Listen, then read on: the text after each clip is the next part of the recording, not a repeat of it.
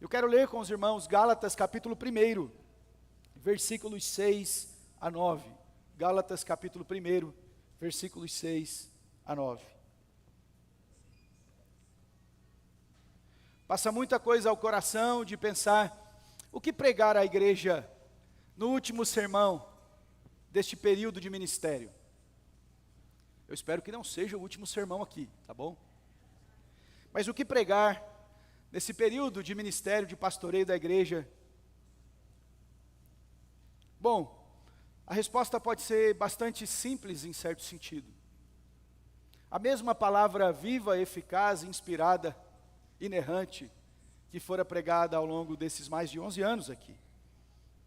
A igreja foi edificada em séries, em sermões, em textos que nós pregamos do Antigo e do Novo Testamento, e agora por último a gente não estava seguindo uma sequência exatamente, por isso eu chamei assim de alguns sermões avulsos, e eu queria ler com os irmãos Gálatas capítulo 1, dos versículos 6 a 9. E pode colocar por favor lá, Michel, o título. E a minha palavra à igreja, com base nesse texto, é esta: igreja, permaneça no Evangelho. Igreja, permaneça na verdade. Permaneça na instrução do Senhor. Igreja, permaneça no Evangelho. Antes que leamos o texto, apenas para contextualizá-lo, a carta aos Gálatas difere um pouco das demais, porque não é uma cidade em específico, mas bem possível uma região maior. E como toda a igreja aqui, o Espírito Santo levava os missionários, e aqui em especial o apóstolo Paulo, havia sido fundamentada no Evangelho, edificada, erigida, sobre o estandarte do Evangelho da Graça.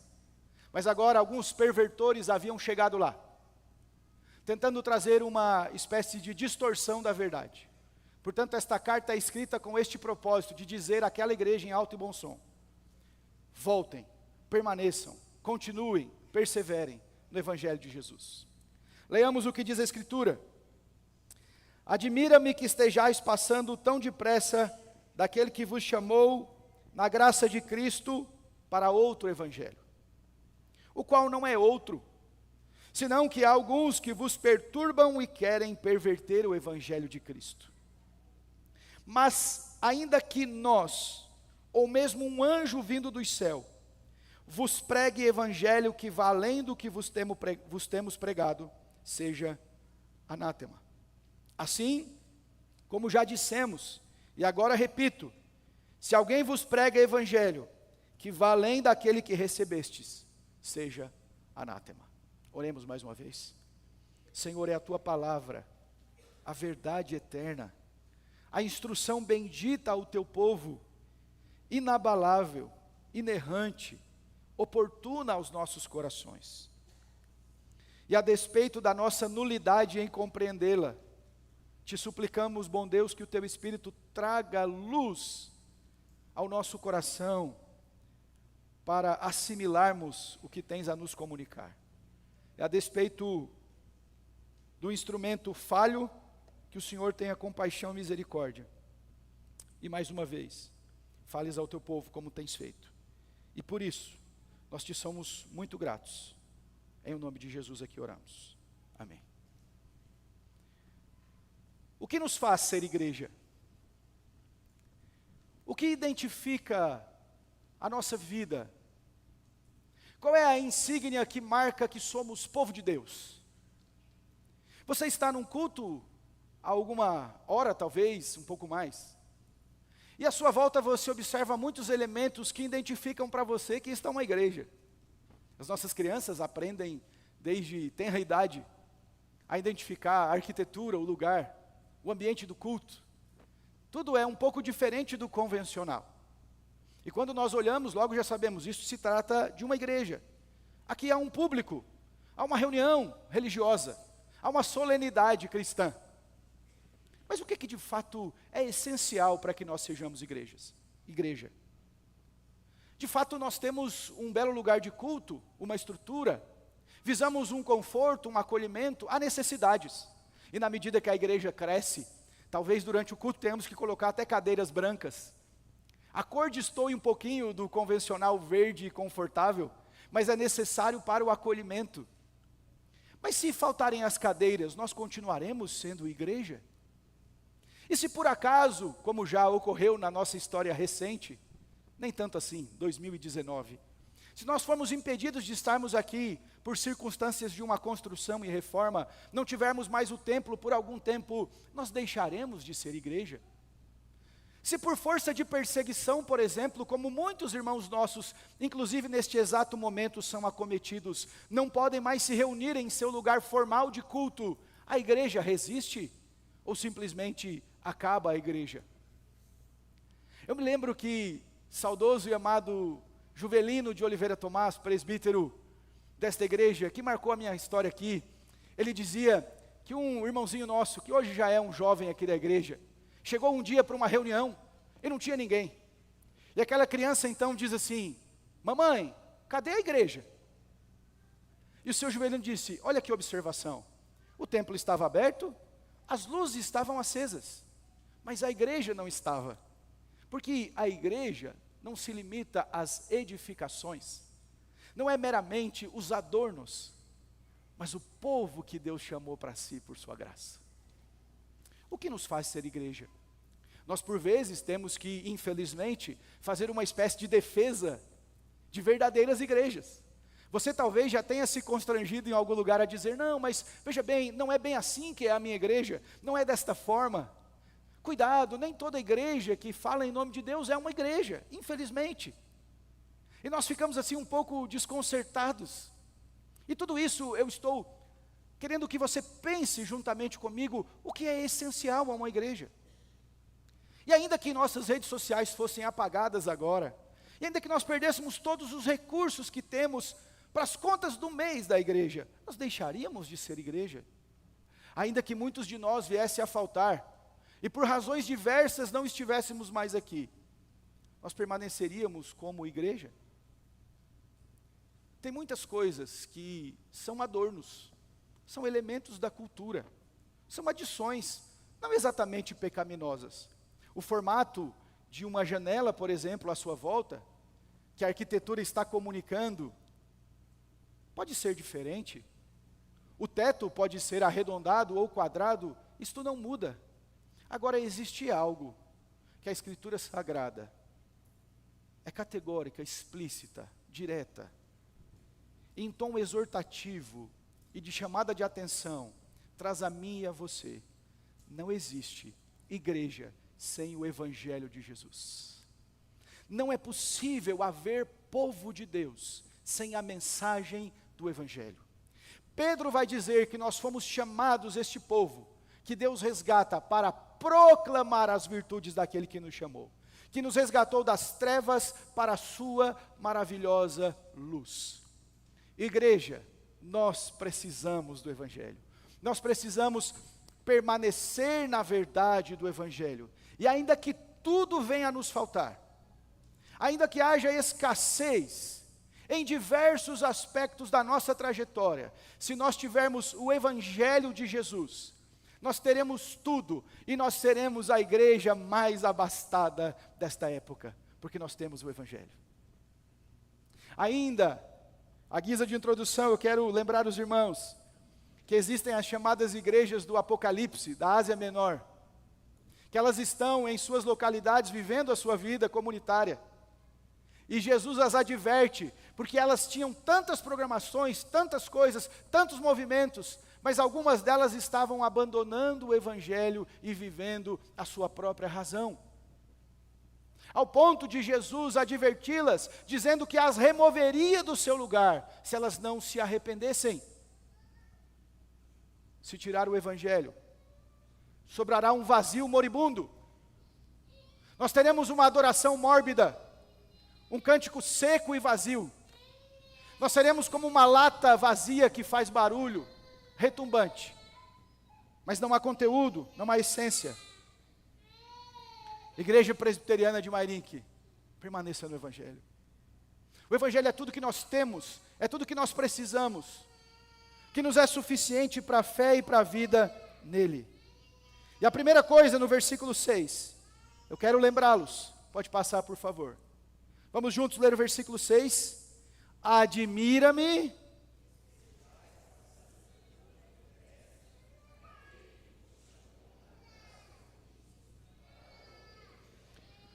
Primeiro, igreja, permaneça no Evangelho, porque o Evangelho, ele é, pode voltar Michel, por favor, porque ele é o Evangelho da graça. Qual era o contexto? O apóstolo Paulo, impelido pelo Espírito Santo, planta uma igreja junto com a sua equipe missionária, anuncia o Evangelho da cruz, que os homens agora se voltem para Deus, não há mérito em nós, somos pecadores, carentes da graça, não há separação étnica, não há judeu, não há gentil, todos carentes da glória de Deus, não há um justo sequer, não é mediante cumprimentos de leis, de ritos, de cerimônias, mas pela graça, pelo mérito bendito de Deus. Ele anuncia este Evangelho, a igreja nasce, então vem alguns perturbados e dizem, não é bem assim. Sabe o que a gente quer dizer para vocês? Que não é somente graça. Tem a graça, mas vamos fazer uma mistura? Vamos tentar trazer alguns adicionais? E Paulo está dizendo, vocês estão passando do Evangelho da graça, não há um outro Evangelho. Repare você, irmão, qualquer religião que você venha estudar, se distingue do cristianismo, porque o cristianismo é o único que apresenta um caminho para Deus sem mérito humano. Religiões de matrizes orientais vão dizer, medite, busque dentro de você, até que você alcance um estágio. Outras variações vão dizer, evolua, busque evoluir, até que você chegue a algum lugar. Mas o Evangelho diz, em você não há nada de bom, na sua vida não há nada, em mérito algum. Por isso é o Evangelho da graça, que arranca pecadores como nós, que nos busca no monturo, no mais profundo abismo, e eleva-nos a Deus.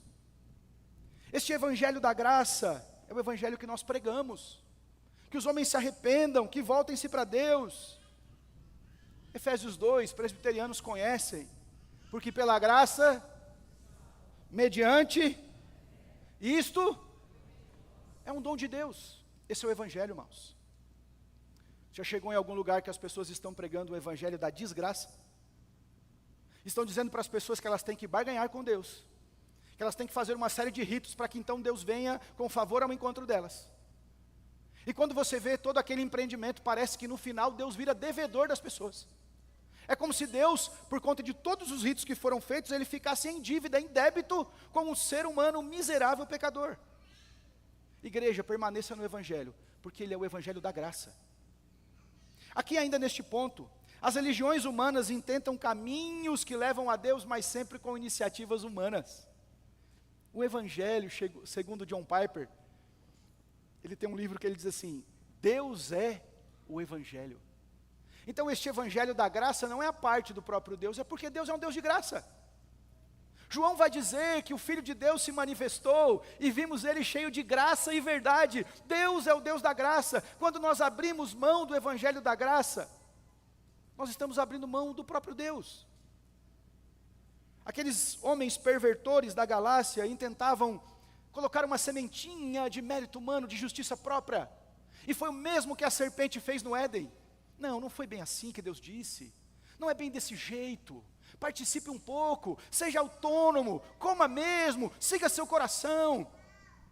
O Evangelho do mérito, o Evangelho que traz o homem para o centro, ele foi pregado a primeira vez para Eva, lá no Éden. Isto na verdade não é o Evangelho da verdade, mas da mentira. A igreja precisa vigiar contra a inconstância. Olha o que o texto diz, admira-me que estejais passando tão depressa. É lógico que essa admiração, no sentido original grego, não é uma admiração positiva. Paulo está estarrecido, e de forma até irônica ele diz, como é que vocês estão passando tão depressa, receberam o Evangelho da graça? Sabe, irmão, você já viu, e a gente tem muito isso, esse hábito, né? A gente pega o nosso animal de estimação, eu por hora não tenho mais, mas já tive, a gente manda ele para o pet shop, dá um banho, põe nele um perfume, uma gravatinha, e traz ele para casa e fala assim, agora sim, ele está quase um humano, não é isso? E quando você abre o portão para o quintal, qual é a primeira coisa que o animal faz? Paulo está dizendo que essa igreja tinha sido liberta da escravidão, do pecado, do jugo, e a primeira coisa, o primeiro movimento é voltar para a escravidão. E o primeiro movimento é abandonar a liberdade em Cristo, e querer colocar rudimentos daquele tempo, dos homens, e atar um jugo mais uma vez sobre o pescoço, sobre a cabeça daquelas pessoas. Nós somos livres em Cristo. E aqui esse texto também nos indica, neste ponto, que nós como igreja precisamos vigiar contra o pecado da inconstância. Ora lá, ora cá. Modas vêm e passam. A tentação do evangelho híbrido. Quantas vezes eu já ouvi, pastor, mas fala tanto sobre Deus. O diabo também falou sobre Deus para Eva. Ah, mas é tão bonito, pastor, tem tanta luz. Brilha. Eu aprendi com minha sábia avó, que nem tudo que reluz é ouro. Cuidado. Você precisa pregar o evangelho para o seu coração todos os dias, eu preciso pregar a mim. Nós às vezes pensamos que porque nós somos crentes em Cristo, professos, então o evangelho é apenas para evangelizar os não crentes. Não, nós temos que pregar o evangelho. Por quê? Porque eu e você já pensamos em justiça própria. Nós já fomos pelo viés da autocomiseração, dizendo, mas veja bem, né? Olha só, nós precisamos pregar o evangelho para nós mesmos. Porque ainda que a gente conheça o arcabouço da teologia e dizemos assim, não, é mérito de Deus, sempre nós queremos uma pontinha de reconhecimento, um afago lá no profundo do coração.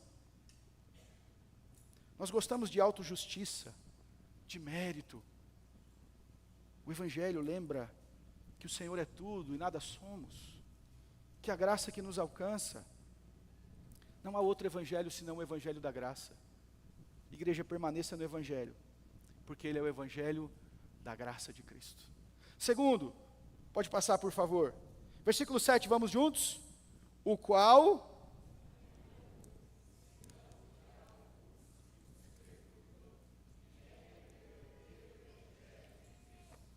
Então, o que o apóstolo Paulo está ensinando também à igreja, o evangelho é absoluto, único, exclusivo. Igreja, permaneça no evangelho, porque não há outro caminho. Paulo é categórico em dizer, não existe outro, embora hajam tentativas. Deixa eu dizer para você, irmão, não tem evangelho para jovem, um evangelho para adolescente, um evangelho para criança, um evangelho para aquela comunidade, para aquele povo, para aquele grupo, para aquele progressista. Não tem, o evangelho é um só, absolutamente. Paulo, em ato contínuo, já diz, não existe outro, vocês estão passando por um outro evangelho. Não, mas na verdade não existe outro. Porque isto é uma perversão, isto é uma falsa cópia, isto é uma mentira.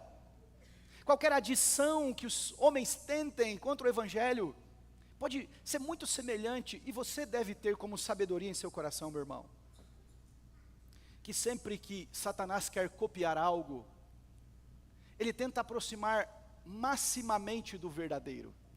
Então ele vai mostrar para você que parece que tem coisas ali, fala, canta sobre Deus, tem movimentos religiosos, mas se não exaltar Cristo não é o evangelho, se não elevar a obra do Calvário não é o evangelho, se não apontar para a glória de Deus não é o evangelho. Nós precisamos como crentes crescer na nossa opinião comum, porque qualquer político que diga para nós 2, 3 palavras de Deus, nós estamos achando que ele é enviado do Senhor. Não é, gente. Um dia um amigo meu falou assim, não, mas esse coach, tudo ele fala sobre Deus, qualquer venda que ele faz. Eu falei, você tem razão, só que depois de falar sobre Deus, ele humilha a pessoa na frente dele. Então isso não é evangelho. Ele pode falar sobre Deus, mas os frutos que ele acabou de dar é exatamente antagônico ao evangelho. Então cuidado com isso. Paulo diz, não há outro. Alguns estão tentando perverter o verdadeiro evangelho. Irmãos, nós precisamos permanecer firmes contra a perversão do evangelho, contra tentativas diabólicas de alterar a verdade, de alargar a porta, de dizer, não, cabe para você, venha do seu jeito, permaneça como está, viva desta forma. Não é bem assim. Quantos crentes, por vezes, falam absurdos do tipo, todos os caminhos levam a Deus? Quem disse, irmão? Não fez o discipulado básico? Não, pastor, mas meu amigo, gente finíssima, serve a Deus do jeito dele, tem lá os deuses dele, mas o importante é que todo caminho leva a Deus. Você está contra o seu próprio Senhor. Jesus disse em João 14, eu sou.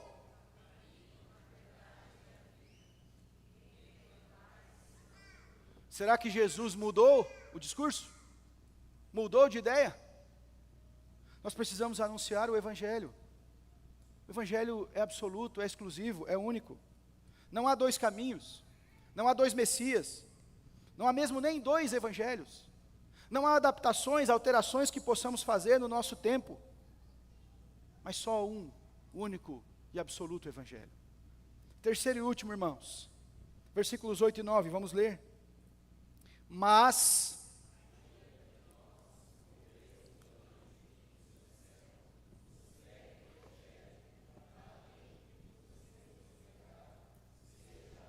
nove juntos, assim como já dissemos,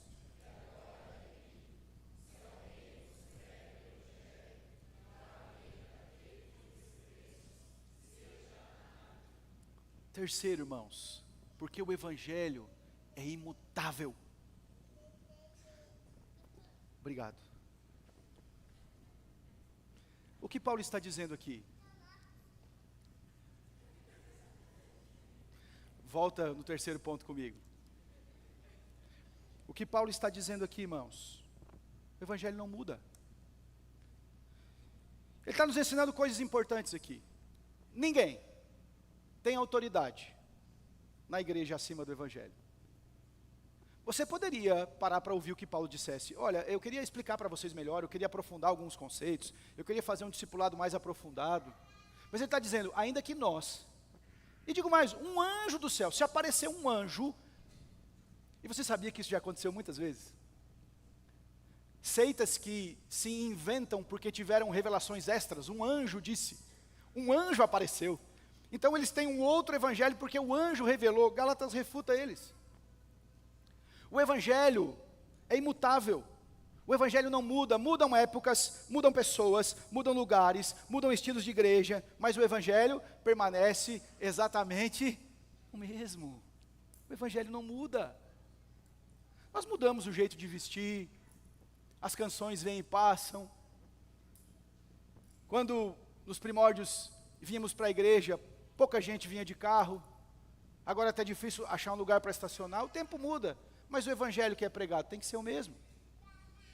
O Evangelho é imutável porque ele é a fonte de autoridade sobre quem quer que seja. Ora, irmão, se nós dissemos no início que o Evangelho é o próprio Deus, Deus é imutável, concordam?